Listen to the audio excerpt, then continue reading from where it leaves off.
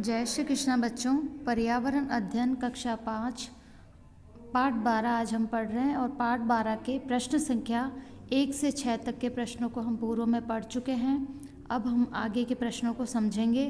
प्रश्न संख्या 7 है, दूषित जल और भोजन से कौन कौन से रोग होते हैं।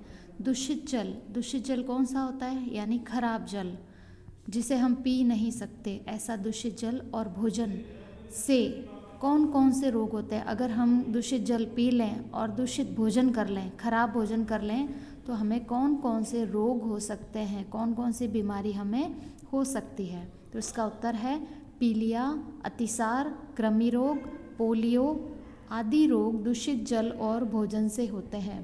पीलिया रोग है, अतिसार है, कृमि रोग है, पोलियो है, ये सब अगर हम दूषित जल और भोजन करते हैं तो ये बीमारी हमें हो सकती है। प्रश्न संख्या 8 है, आप घर पर पानी साफ करने के लिए क्या क्या करते हैं। आप अपने घर पर शुद्ध पानी पीते होंगे, तो पानी को साफ करने के लिए क्या क्या करते हैं आप। तो इसका उत्तर है, हम घर पर पानी साफ करने के लिए पानी को छानते हैं, उबालते हैं या फिल्टर मशीन से साफ़ करते हैं। तो हम क्या क्या उपाय लगाते हैं पानी को साफ़ करने के लिए। हम अपने घरों में पानी को साफ़ करने के लिए पानी को छानते हैं। पानी को छानने से भी पानी में अगर कुछ भी गंदगी है तो वो उस छानने से दूर हो जाती है। और उबालते हैं, छानने के बाद हम पानी को उबालते हैं। अगर पानी में कोई कीटाणु वगैरह है तो पानी के उबालने से वो कीटाणु भी मर जाते हैं। और या फिल्टर मशीन से साफ़ करते हैं। और अगर हम फिल्टर मशीन लगा दें हमारे घर में तो फिल्टर मशीन से भी पानी साफ़ हो जाता है। तो हम ये तरीक़ों से पानी को साफ़ करते हैं कि पानी को छानते हैं, उबालते हैं और या फिर फिल्टर मशीन से साफ़ करते हैं। प्रश्न संख्या 9 है, जो जीव भोजन के लिए दूसरे जीवों पर निर्भर रहता है उसे क्या कहते हैं। जो जीव भोजन के लिए यानी खाने के लिए दूसरे जीवों पर निर्भर रहता है उसे क्या कहते हैं। तो इसका उत्तर है परजीवी। पर यानी दूसरा, पर मिस क्या होता है, दूसरा जीव। तो जो जीव भोजन के लिए दूसरे जीव पर निर्भर रहता है उसे हम क्या कहते हैं, परजीवी। अब जैसे हम हैं, हम लोग अपने भोजन के लिए स्वयं जिम्मेदार हैं। हम अपना भोजन स्वयं बनाते हैं और स्वयं अपने हाथों से खाते हैं, तो हम किसी पर निर्भर नहीं हैं। लेकिन कुछ जीव ऐसे होते हैं जो भोजन के लिए उनको दूसरों पर निर्भर रहना पड़ता है, ऐसे जीवों को हम क्या कहते हैं, परजीवी। प्रश्न संख्या 10, मादा एडीज मच्छर कहाँ पनपते हैं, वह किस समय काटते हैं।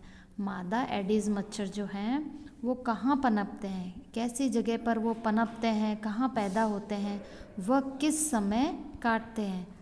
किस समय काटते हैं, दिन के समय, दोपहर के समय, रात के समय, किस समय वो काटते हैं। तो आपको ये बताना है कि वो कहाँ पनपते हैं और किस समय काटते हैं। तो इसका उत्तर है, मादा एडीज मच्छर घरों के साफ पानी में पनपते हैं, वह दिन के वक्त काटते हैं। जो एडीज मच्छर होते हैं वो हमारे घरों के साफ पानी में पनपते हैं। कुछ मच्छरों के बारे में मैंने आपको बताया था कि वो मच्छर अगर गड्ढे में पानी भरा हुआ है तो वहाँ अपने अंडे छोड़ते हैं, तो वो पानी गंदा होता है, उसमें बदबू होती है, दुर्गंध आती रहती है। तो ऐसे पानी में कुछ मच्छर अंडे देते हैं।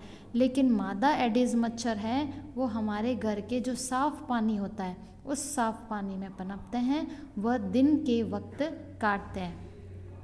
कुछ मच्छर होते हैं जो हमें किसी भी वक्त काटते हैं, दिन में, रात में, लेकिन ये मादा एडीज मच्छर वो हमें दिन के वक्त ही काटते हैं। प्रश्न संख्या 11, लार्वा बड़े होकर क्या बनता है। लार्वा बड़े होकर क्या बनता है। तो इसका उत्तर है, लार्वा बड़े होकर मच्छर बनता है। तो लार्वा किसे कहेंगे हम, लार्वा यानी मच्छर का अंडा। लार्वा किसे कहेंगे, मच्छर का अंडा। तो वही उस लार्वा क्या होता है, जो मच्छर का अंडा होता है, वही बड़ा होकर क्या बन जाता है, मच्छर बन जाता है। प्रश्न संख्या 12, मलेरिया रोग के लक्षण कौन कौन से हैं।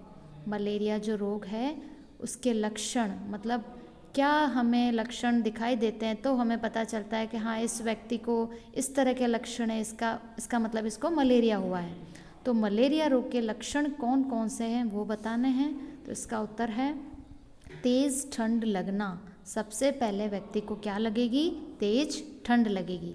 तेज़ ठंड लगना, तेज़ बुखार आना, उसे तेज़ बुखार आने लगेगा। उल्टी, खूब पसीना आना, उसे उल्टियाँ होने लगेंगी और उसे खूब पसीना आने लगेगा। और शरीर का तापमान कम होना, हमारे शरीर का जो तय तापमान है कि इतना तो होना ही चाहिए, उस तापमान से कम हो जाना, यह सब मलेरिया रोग के लक्षण हैं। तो अगर हम भी अपने आसपास किसी व्यक्ति को देखते हैं कि भैया उसे बहुत तेज़ ठंड लग रही है, उसे तेज़ बुखार आ रहा है, उसे उल्टियाँ हो रही है, उसे खूब पसीना आ रहा है, उसके शरीर का तापमान कम हो गया है, तो ये सब लक्षण देख के हम पता कर सकते हैं कि इस व्यक्ति को मलेरिया रोग हुआ है। तो ये सब लक्षण किसके हैं? मलेरिया रोग के हैं। प्रश्न संख्या 13, मच्छरों पर नियंत्रण रखने के लिए कौन कौन से उपाय करने चाहिए? मच्छरों पर नियंत्रण रखने के लिए क्या क्या उपाय हमें करने चाहिए?